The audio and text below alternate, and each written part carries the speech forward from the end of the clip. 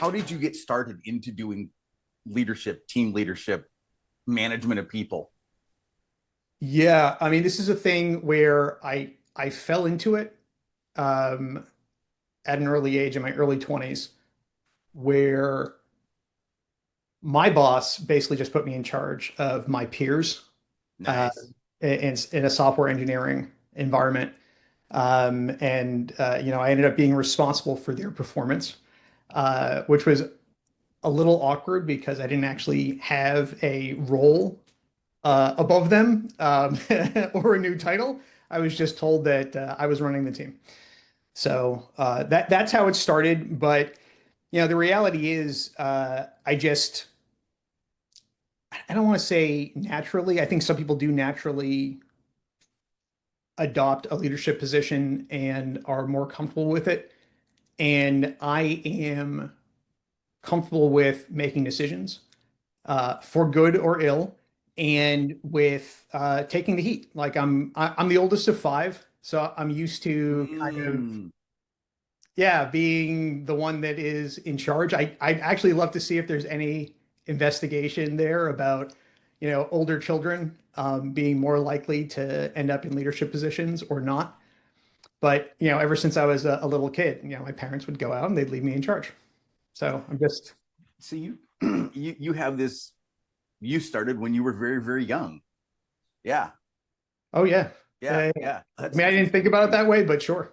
Yeah, and okay, now I'm really curious. I'm gonna have to go back and hunt through the whole child number leadership thing. That's interesting. I don't know that anybody's ever mentioned that I've ever interviewed before. I've seen various, I tend to peruse these kinds of things like psychological studies, and some of Yeah, my yeah. who's a therapist and she has a background there. So she's looking at these types of studies all the time too, as a part of her work. And every time I find something that paints the oldest child in a positive light, I make sure to send that to my younger siblings. So Really, I'm the good guy. I'm the good, honest. That's awesome. That's very cool. So that first team, like what kind of things did you do to help them with their performance? yeah, I Because just think last week, I know you're still like in your late 20s, right? me. Yeah, I'm kidding. Yeah, Yeah. no, I know, obviously. That was a very long time. I got to think back. That was Okay. a couple decades ago. So, I think, one of the things that I did a lot, especially with onboarding, and I was obviously very young myself, and certainly, in today's environment, I guess I would be a senior engineer at that time. Mm-hmm. But I'd only been engineering for a few years, doing software development for a few years. I I do a lot of, and I still like to do this, a lot of like what we're calling peer coding now, but Mm-hmm. just like over the shoulder, talking through problems, being available. Hey, do you have any questions about what you're working on? Do you have any thoughts about how we're approaching this? Uh, and also just being really mindful of owning the delivery of projects and Right. having other people know that they can rely on you to be responsible for that as well. Um, you know, Yeah. at that time, I now being kind of a little bit more senior, I definitely try to inculcate that mindset, especially in the senior and the engineering leaders within my Mm-hmm. organization, obviously. Right. But yeah, that was the biggest thing at that time, and we were this was a media holding company and a publishing company, and we were doing all the web stuff Mm-hmm. Mm-hmm. for them. We had a server room literally 10 feet to my right. Um, and the hardware guys would send me in there every once in a while to fix something because they weren't in the building. So, Oh, nice.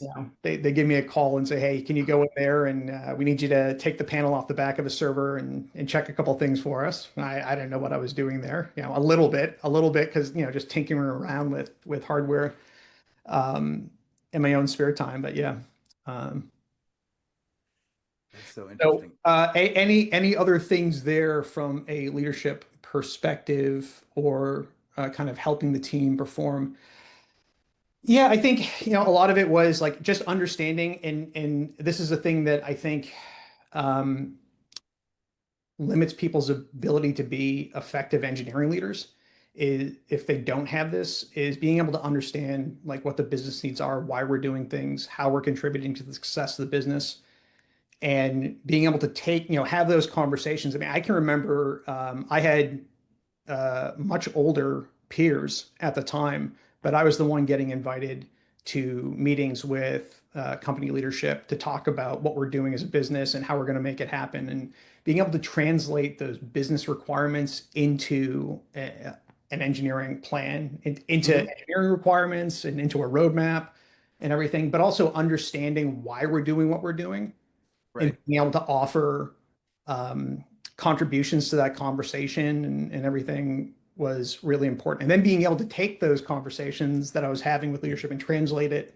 for the engineering team was, I think, one of those reasons why I ended up in the position that I was in. That's really good. There's a part of this that is the importance of being a comfortable communicator, right? And Absolutely. you know, and maybe it's because you got a bunch of siblings, you know, you you had to be able to communicate with them, right? Um, I would hope. No, it's certainly very, Okay. very, very loud. I think it comes down a bit to personality as well. So uh, I'm by nature more of an introvert than anything Hmm. else. I'm not one of those people who gets a ton of energy from social interaction. Right. A lot of people in my family are though. They're very much extroverts. They get a ton of energy from just being social and being surrounded by people and engaging. And whatever those skills are, I certainly developed over time. My family's like very, very extroverted. Hmm. Hmm. And so I can certainly wear that hat. Right. Right. Yeah, communication is so important, and listening is incredibly important. And that's another skill that takes effort. And some people are better at it than others, just like everything else. But being able to really listen to what the other person is saying and maybe the challenges they're facing or the problems they're trying to solve or the opportunity that they're identifying and really Yes. taking in all of those details as much as you can and not thinking about the next thing that you're going to say in Right. response. Right. Really being like taking that beat, that pause, that deep breath, and really, really listening to that person, whatever it is that they're trying to communicate, and then asking those good refining questions that you need to ask to really understand what the problem statement um, is, I think, the most important part of being that good communicator is really getting to like synthesizing all of the inputs, all of the signal that you're getting, and being able to then state back to that person, this is what I'm hearing. Is this what you're trying to accomplish? Is this what you're asking me about? Are these the questions that you need answered? And am I answering them for you sufficiently? So that's a fascinating insight because recognizing how critical communication is in the context of number one, you're an engineering organization, right? You have a role there, but also number two, the mental frame of being an introvert. But you know, and like that's kind of a what's the word I want? It's a dialectical thought process, right? I think that's the dialect. Is that right? Di- Dichotomy? No, it's having two opposing thoughts in your head at the same time, right? Number one, I need to be a social communicator. Number two, but I'm an introvert, right? Which for a lot of people, they go one or the other. But you being able to step into that role and do that is really interesting. Most people in engineering don't talk about how valuable communication really is. How do you teach that to the rest of your people? That's a great question. So I talk about it, right? And the thing that I focus on the most in communication, there's two things. One, I talk about how that's a key component of being accountable to your teammates, to your peers, right? Because I think accountability, that idea that we are all accountable to each other, that we're responsible collectively for our Hmm. success is really important. And we can't do that. We can't operate together effectively and efficiently if we're not communicating. And so Right. that's a big part of what I stress often when we're having those kind of conversations about how we're going to win as a team. When I'm talking to engineering leaders, uh, I often focus on that other component, that listening component, and understanding the why, right? So Hmm. when we're talking about from like cross-functional communication, really making the effort to understanding why the go-to-market team needs something or what they're trying to accomplish and how we can work with them to make the company successful. When we're talking about communicating with their direct reports, it's about really listening and understanding like what the person is saying, somewhat. And I recognize in myself that I sometimes don't give them space because I will jump to conclusions. But giving them a little bit of space, making sure that you're asking them questions to allow them to kind of breathe a bit and contribute. One of the things that I really like to do as a team, and this is a pretty common practice, but have those skip levels and those monthly calls that are on the books. And I always start those calls with a reminder to the engineers, or because I've had other functions reporting to me, the people that I'm having these calls with, that you can reach out to me anytime. I have a metaphorical open door policy, even though we're remote where we are. But I like to keep these meetings on the book because some people don't feel very comfortable reaching out. And this is a place for you to discuss anything with me, any ideas that you have, issues that you might be having at work. We can talk about your career development, things like that. But making sure that they understand that they have a place where they can bring anything to me. And I will dig in some of those meetings too. I will definitely ask probing questions to try to get at whatever it is. I mean, sometimes those meetings are not for performance review or anything else. That's a separate meeting for good performance or bad. Those are separate meetings. This one is all about like this is what we're doing, this is how we're doing. It might be some recommendations on career growth, for instance. I think you may want to focus on building up these muscles, right? Like developing these strengths because it's going to benefit you. I think, there's and not a performance issue, but we've talked about you wanting to get into a leadership position. And these are the things that I would like you to focus on in order to improve it. I've seen people go the route of assigning books, and I think that can work for some people. It doesn't work for me. And so that's not my preferred method. I also feel like that's a little bit rote, right? Like, here, go read these books. Instead, I want to have that conversation with the person about what it is they're doing, make those recommendations, and then we'll follow up. So, hey, did you take that course that we talked about, at, at Visit? We have an education, like a continuing ed stipend.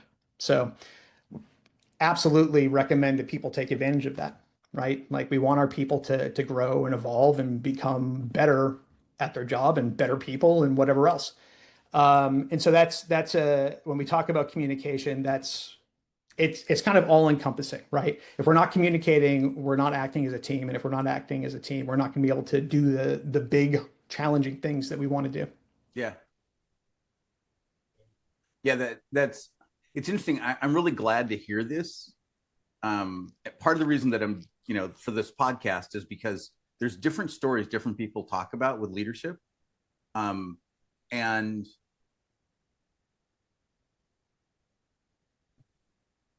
your thinking and your depth on the communication angle of this, I really like it because it's not obvious. Like a lot of people just take it for granted.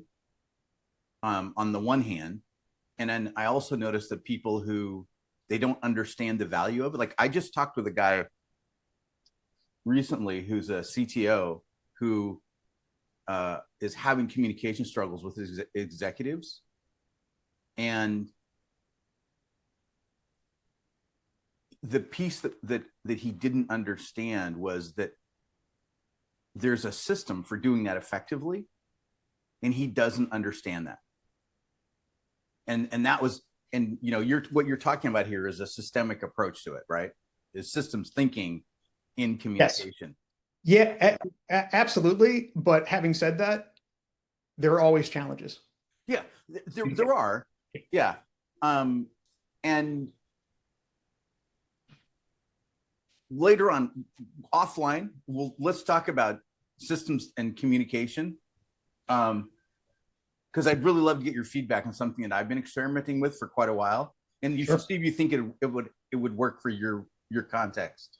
Um, what are the common, like when you got somebody who they want to get into leadership, right? They're in one of your teams. What are like the, because you mentioned helping them with learning skills. What are some of the stuff that you focus them on to get them to operate better, to be able to handle the responsibility? Yeah, it obviously it varies from person to person, right? Everybody's got different strengths, but the must-haves there are the the people skills first and foremost, right? Like this assumes that the person that wants to get into leadership has the necessary functional skills for their role. So when we're talking about engineering leaders, we assume that they're a good technical engineer. They've got experience. They've demonstrated, like excellence in terms of building software, architecting solutions, et cetera, et cetera, et cetera. They've got a good track record of delivering on time. One of the things that I would really focus on there is for leaders, typically, especially in engineering, is improving their, and this may sound a little bit weird, but their business understanding. So I went back to school in my mid to late 20s and got an MBA, right? And the reason I got an MBA is I was like, you know what? I'm sitting here as a software developer, and I oftentimes don't really understand why the business is doing what they're doing. It doesn't make sense to me. And that might have been because they were making poor decisions, but also I just had never really investigated how business decisions are made, how businesses function outside of an engineering context. And I took a couple of years off of work, went to grad school, got an MBA at BU, and uh, honestly, incredibly illuminating. And I'm so glad that I took that time, didn't go nights, just like took the time off and did that full time because it really allowed me to dig into areas of interest. And what I see a lot with engineers and even engineering leaders is a real lack of understanding of why we're doing what we're doing, how it's impacting the business, how to prioritize work so that aligns with the strategic objectives of the business. And that can come top down from the engineering leader, right? Like from the CTO or VP of engineering. But if they don't understand it, they don't understand it, right? And that's going to hurt the whole team's performance. And they're not going to be able to communicate to their reports why we're doing something. Then that has to Right. come all the way from, their manager or their manager's manager or whoever else. And what I want to have is an engineering org and an R&D org and a product org that fully understands what we're trying to accomplish. I understand if you're at a Google or a Microsoft or a Meta or whatever, you've got 100,000 people. There are teams out there that are doing things that they don't have to know anything else about the business. But in an early stage startup, you really can't have that, and that's obviously what I'm talking about here. Sorry, we didn't really talk about me, but I'm the CTO of a Series B startup. I know you're going to do an intro later. But so in that context, it's so incredibly important that everybody understands what the business is trying to accomplish, not just today, but in the next 3, 6, 12 months. and how their work contributes to that. It allows them to really focus in on how they are impacting, like how they're moving the needle today and next week and whatever else. And without that lens on their work, you'll start to see these like understandings drift apart within the organization. So the product team writes a product ticket, like a product requirements document, and then that gets broken into tickets, and then that gets handed out to engineers. And because the engineers don't have the context, they're looking at that and maybe they're making some decisions that don't make sense within the context of the broader strategy. And then the engineers, the engineering leaders, or the CTO, or the VP of engineering, or someone else is coming back and looking at what's been proposed, and it's been a week, which is not that much time and also a lifetime of work that's been done where things are going to have to be reevaluated, reassessed, redirected. Um, and we want to avoid that as much as possible. We want to be all rowing in the same direction. Right. Yep. Yeah. Yeah. It's that's I think that's a great insight because yeah, if everybody's rowing in the same direction, things happen much easier. And the back to the communication part of it, if you can figure out how to bridge the communication gap, then you that's your feedback cycle, right? Yep. that we're all going in the right direction and everybody understands the why, and we don't have those suddenly divergent where somebody's suddenly going off to the side at a 30-degree angle, and we're not in the right path. Yeah, yeah. um Yeah, it's not disastrous for those things to happen or to have like these little small kind of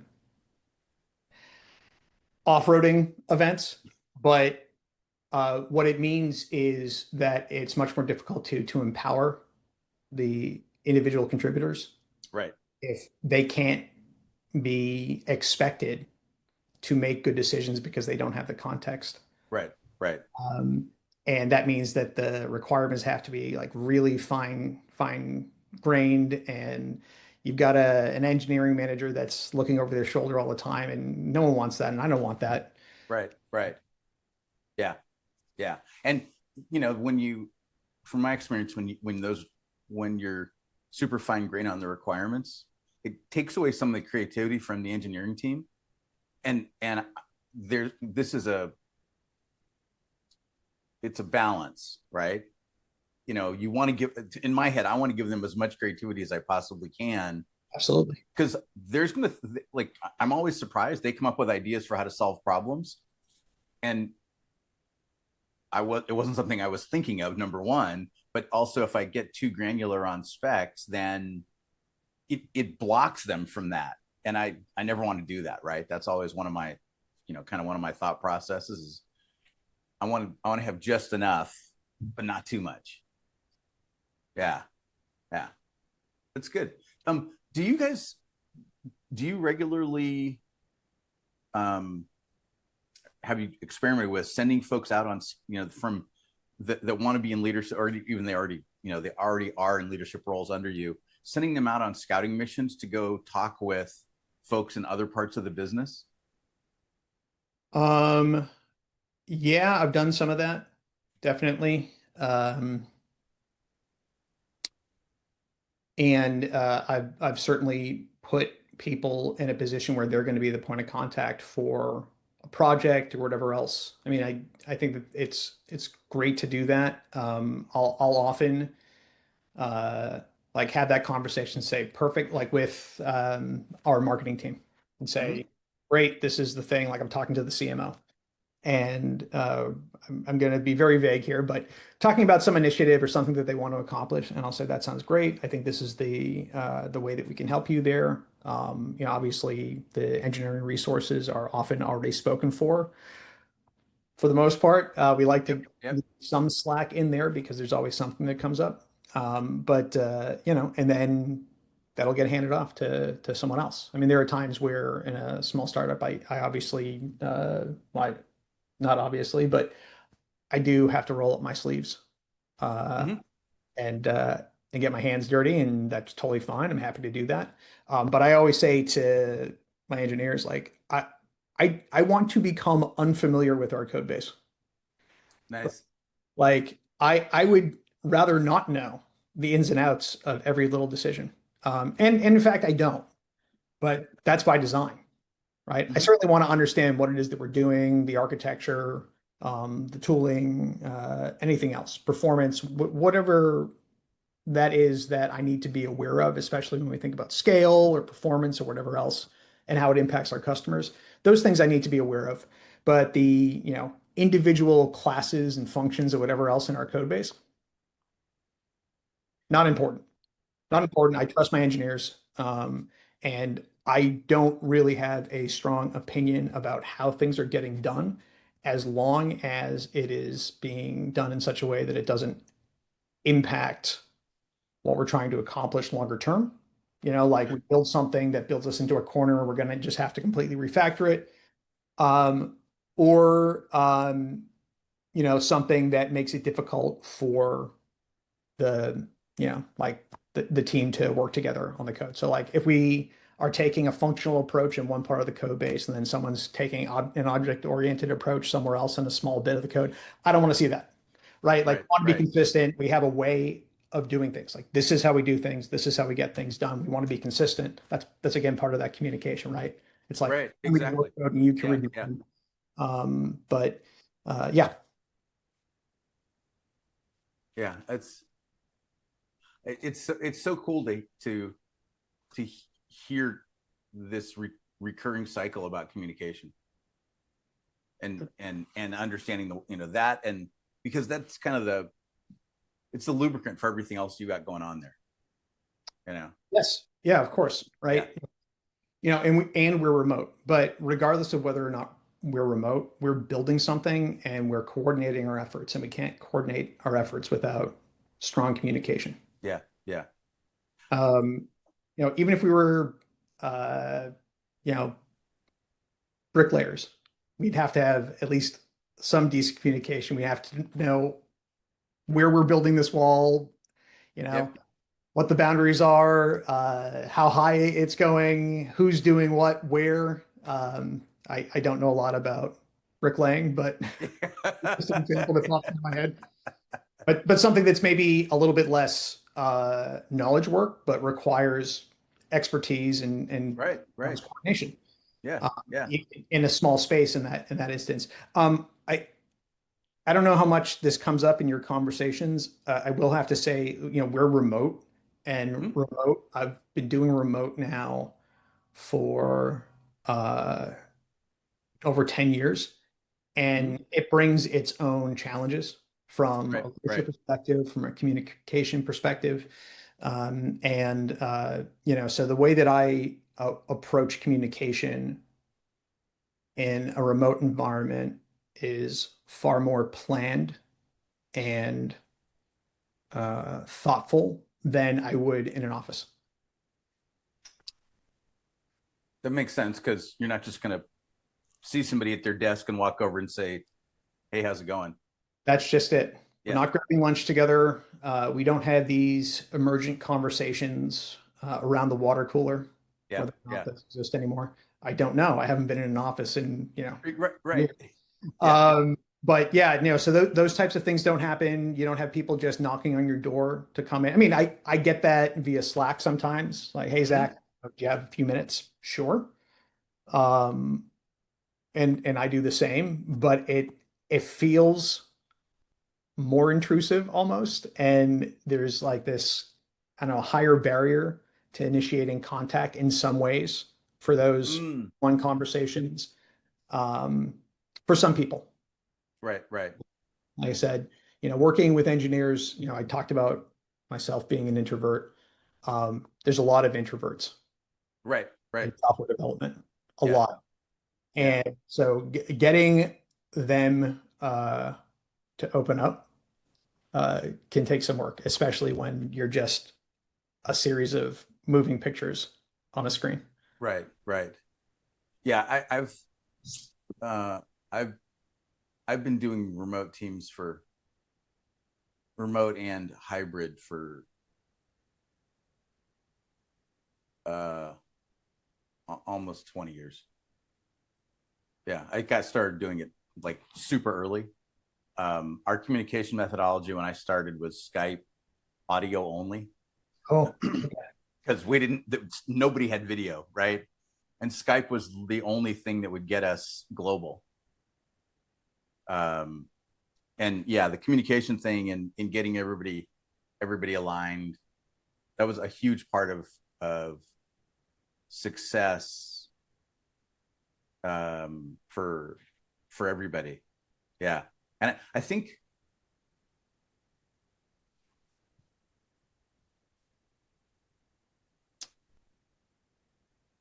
so. I used to have really bad social anxiety, um, and as part of the process of unwinding it, I tried to make sure I was very deliberate about communication with everybody on the team. mhm. And so part of what I did was I set up recurring meetings for us to talk about, like one-on-ones, right? I talk with everybody every other week, 15 minutes. The whole conversation is what's your friction? That's all I care about is what's friction for you in the context of one-on-one is what's the friction for you, and I don't care what it is. Like literally, I've done everything from changing meetings to getting people hardware to finding them a therapist. Um, and and uh, and it was, they liked that. It worked really well, right? Teams got better operating, but also then we figured out all the other.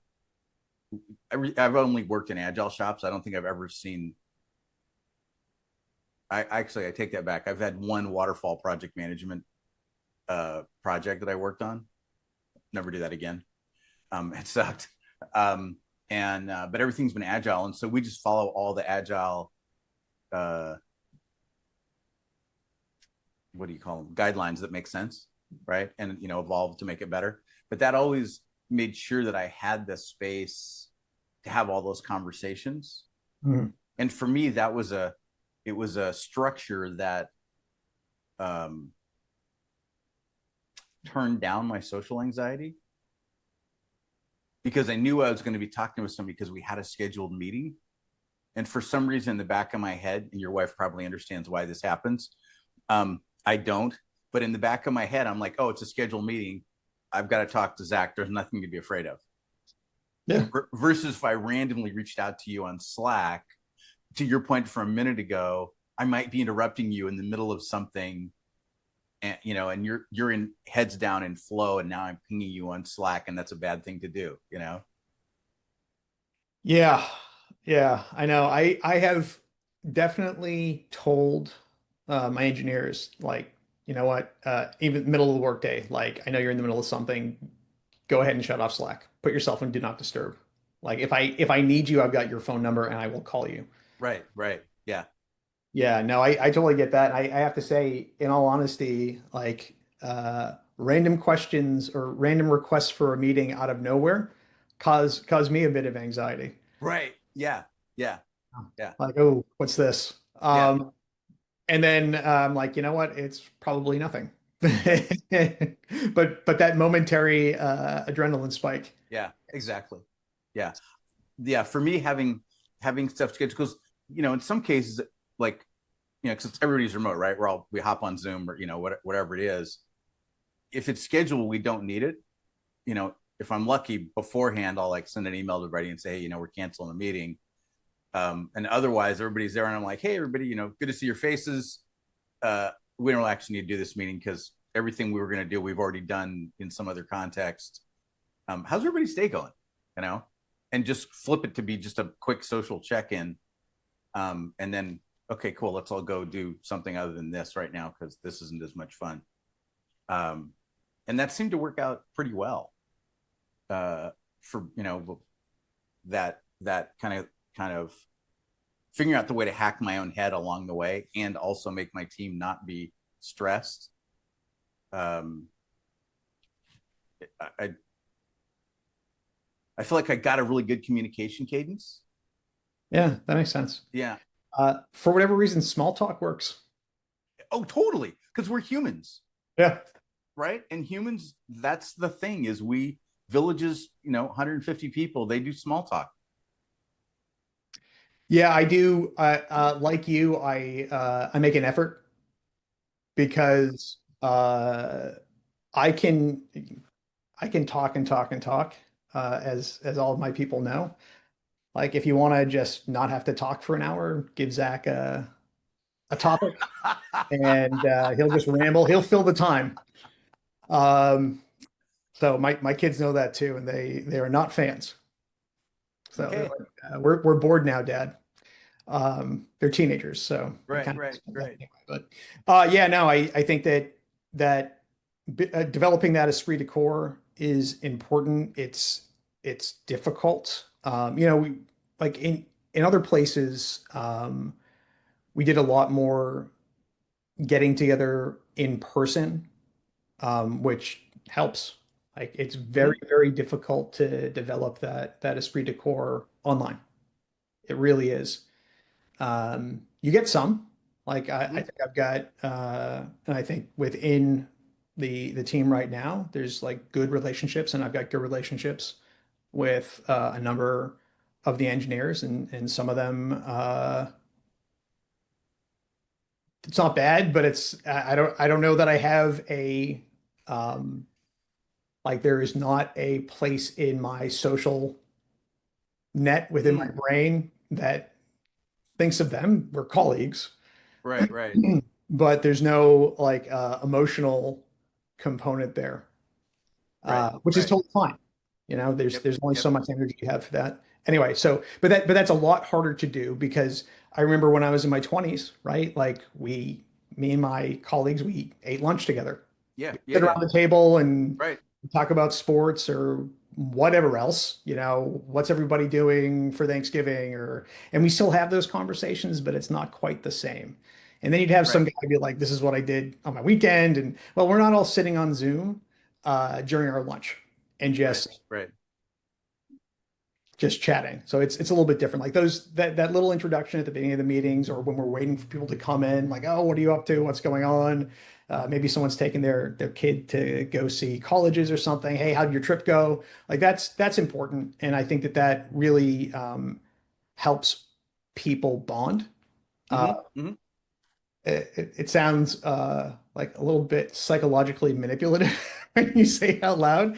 Like these are the things, but it's important and it Yeah, matters to yeah. people. And especially if you genuinely care. And I think that's important as well. Is to for me, and I know this is not the same for everybody, but for me, it is important that I think about the people that I'm responsible for, and I think about their welfare and their success. Right, So right. Of that's course. always a part of the Yeah. way that I think about the team.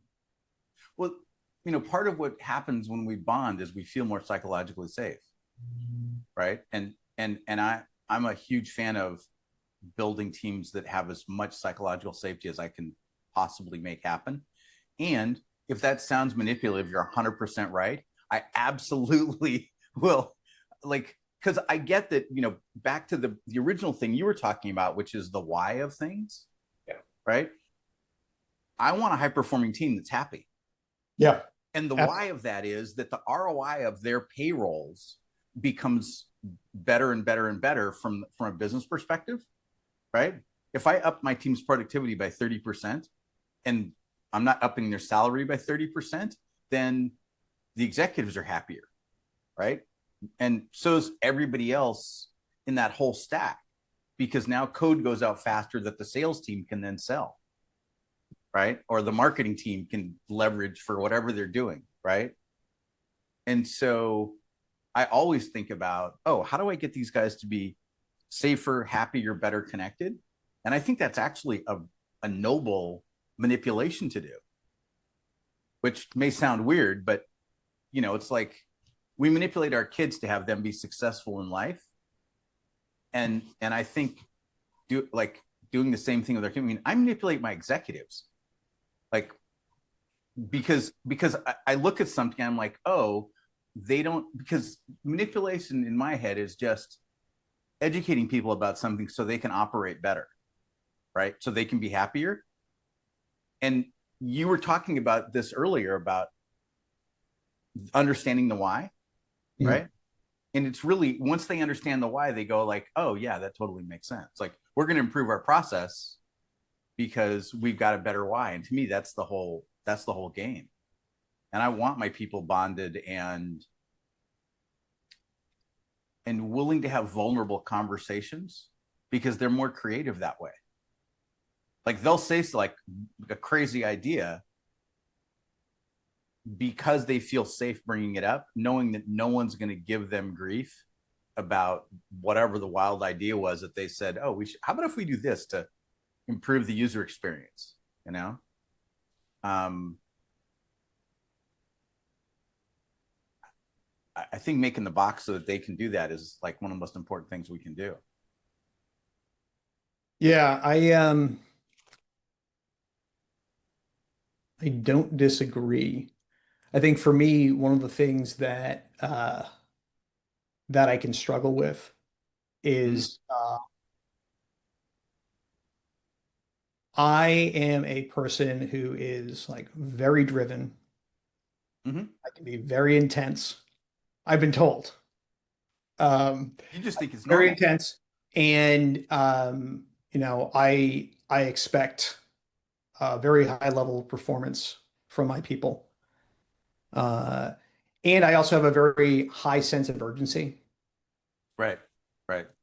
for things. So, um, I and this is for good or ill, many times working nights and weekends to get Mm-hmm. things out the door, to make Yep, sure yep. that we're shipping on time. When we're building things that no one brought to market before. Right, Um, right. and we're thinking like, how do we get this to market? How do we ship this? How do we build our go-to-market around something that doesn't exist yet? And how do Mm-hmm. we ensure that we are delivering on time? That requires, from my point of view, a laser focus on the must-haves and hitting our milestones and hitting our deadlines. And some of those things that we've been talking about, like the softer skills are really important.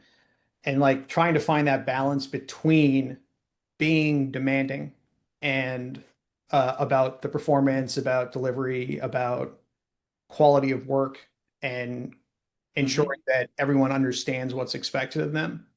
And also creating that room for creativity and um, psychological safety can be difficult, especially when like the pressure mounts. Yeah, yeah. That's the fun game, is figuring out how to make that happen. It, you mentioned earlier, helping people to to that want to get to leadership roles, right?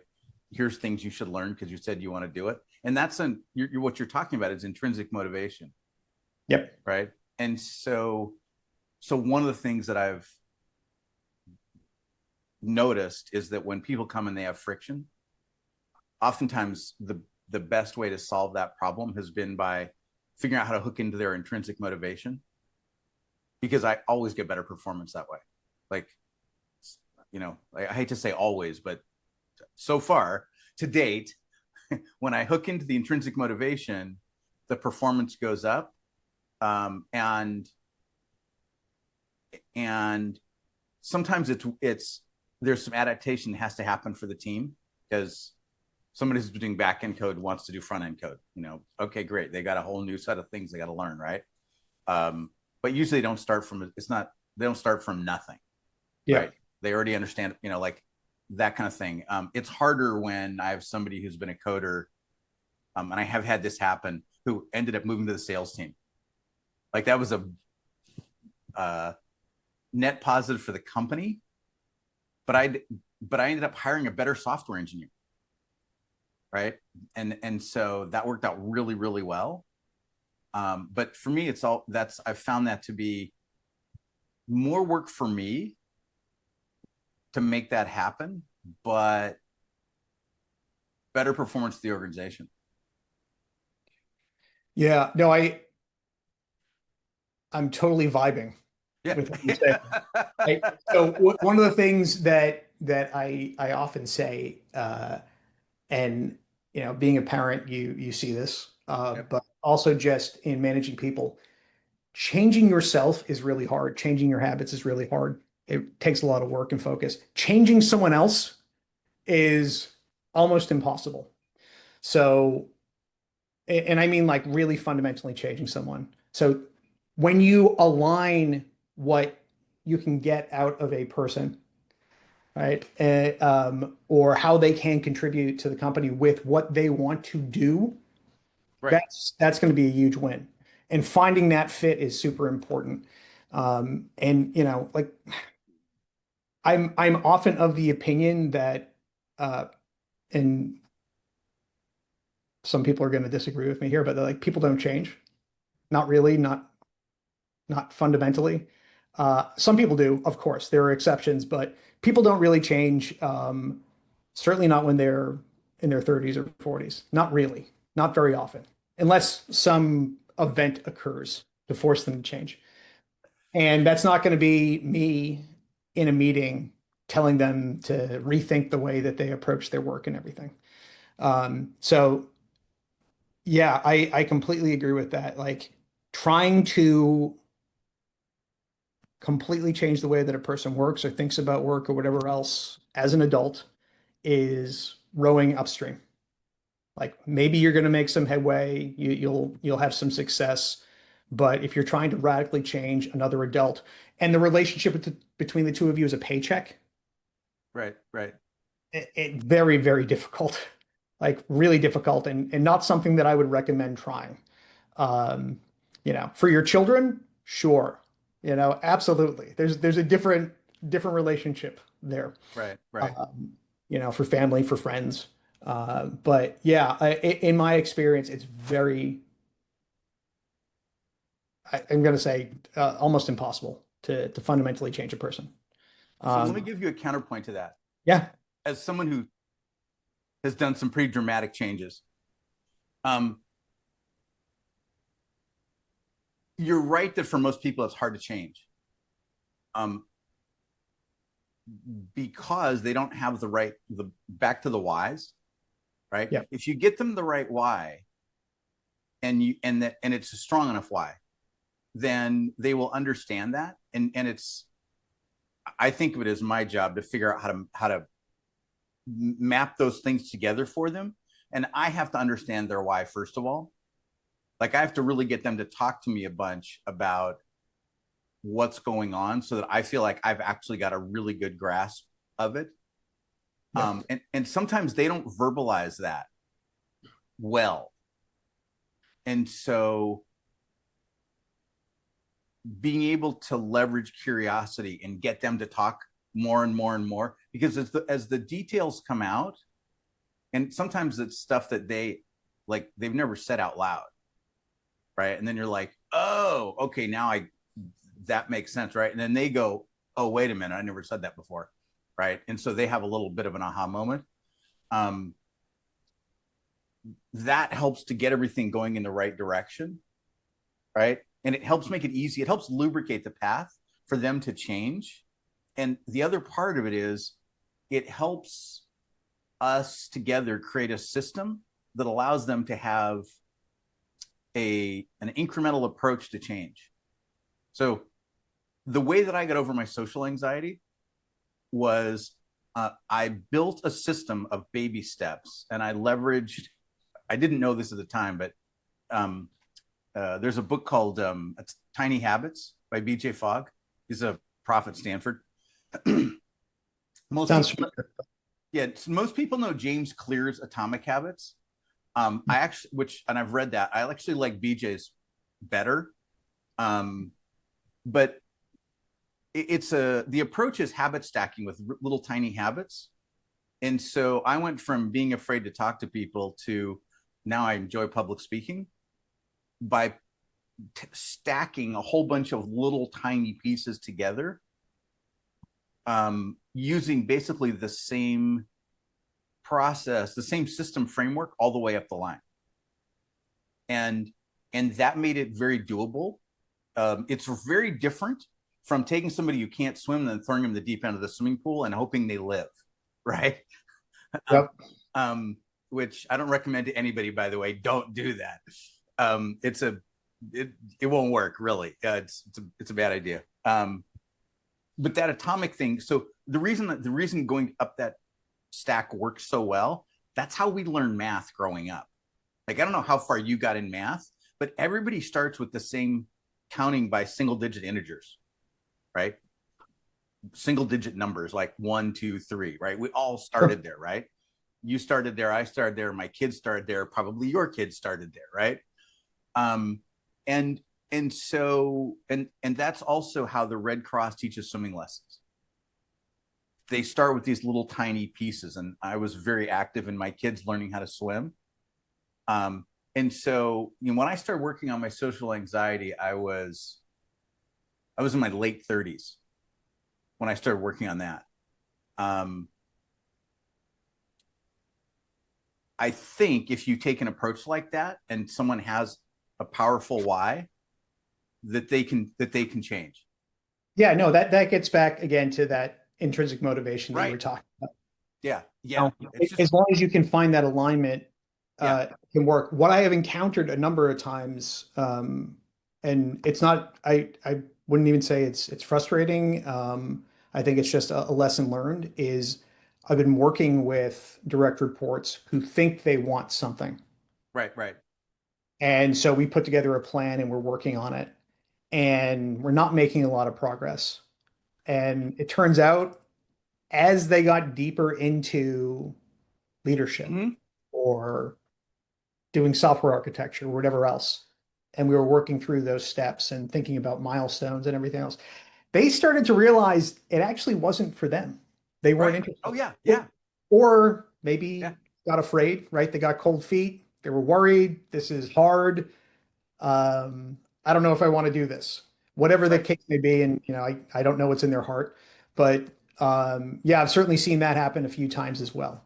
Yep. Um, Yep. but no, absolutely. Like leaning, I hate forcing people because they Right. have a job to do things they don't want to do. Yeah. Yeah. I just, I mean, it doesn't feel great emotionally Right. when Right. someone tells you, I don't like this, and you say, tough. I mean, Right. it does Right. happen, Right. Right. you Yeah. know, Yeah. but obviously, that doesn't feel good unless you're a sadist. Right. Um, Right. but then, you know, it's working through and finding those things that people love because, like you were talking about, when people love their work, Yeah. it just like Yeah. you or I, we're going to be so motivated to go above and beyond to deliver Mm-hmm. to our utmost, and it makes the entire experience for the whole team better when Right. everybody is Right. excited, Yeah. as opposed to I'm cashing a paycheck. I'm going to put Right. in 40, 50 hours this week. I'm going to do code review. No, you know, and when I have that conversation with someone where they're really bored with their work, like that's a major red flag. Like we got to figure out how to Yeah. make this not boring, Right. Right. how to make it exciting, how to make them uh, interested to get up every morning and work on the problems that we're working on, work on the opportunities that we're working on, and be a real contributor to the success of what we're trying to build. Yeah. Yeah. You know, it's when you're when you're mentioning people that are, you know, they realize part way along the path this isn't what they want to be doing.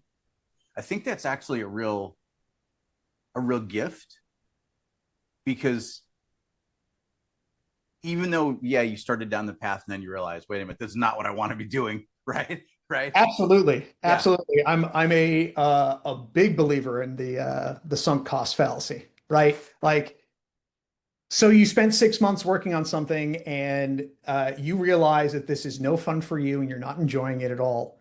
right But you've right already spent 6 months. Who cares? right exactly yeah Go ahead, you can pull the yeah ripcord and bail. I mean, can't always, but in many cases you can. and you can Yeah. say, you know, Yeah. this actually isn't for me, and I'm going to focus my talents and efforts in another direction. Yeah. That's Yeah. great. You're totally right. Like realizing that and making that decision, as long as it really is that and not that you're afraid or that things feel hard in the moment. Yeah. Uh, Yeah. that, absolutely. And Yeah. I'm thinking of a very specific case where I had a team member who uh, was very interested in becoming a leader on the Hmm. team and realized pretty quickly, like a few months in, I don't like managing people. Yeah. Well, that's the game. I don't like it. And yeah, that was exactly it. I was like, well, I hate to break it to you, but like you Yeah. can be a really impactful IC, you can be, Yep. a principal architect, you can be a, staff engineer, although you expect them to have some leadership there, but not necessarily. Hmm. Or you can work in a more isolated fashion. But man, if you want to be a leader, it's kind of in the name. You have to lead people. Yeah. Yeah. And, Yeah. um, yeah, but good to find out, right? Good to know that, boy, Yeah. I Yeah. this is the thing I actually like the least Right. of Right. my. And I Yeah. know I'm definitely an introvert. Like I said, I know we're hitting time here, but I do really enjoy working with people. I really Right. enjoy helping people grow and be successful. It is important to me that the people that are on my team um, get that support and feel like they have it. Right. Right. That's Yeah. a big part of it. Yeah. Not for myself. Like I always say to my wife, I'm like, I may like my colleagues, but they're the responsibility there is more like for, and this is no way meant to be diminishing, like a parent for their children. And that I have Oh, real totally. responsibilities for Right. these people and their Yeah. lives and their outcomes and their success. Yep. Uh, I 100%. do as well, but I have more responsibility for theirs than they have for mine. And I Yeah. take that very I use seriously. that analogy all the time, by the way, Yeah, about parenting and leadership. I, I use that all the time. Yeah. Because I think it's completely valid. I do too. Yeah. Yeah. 100%. This has been awesome. Cool. Thanks, man. I appreciate it. Have a Thank good you. day. Thank you. You too. Okay. Bye. I'll see you later.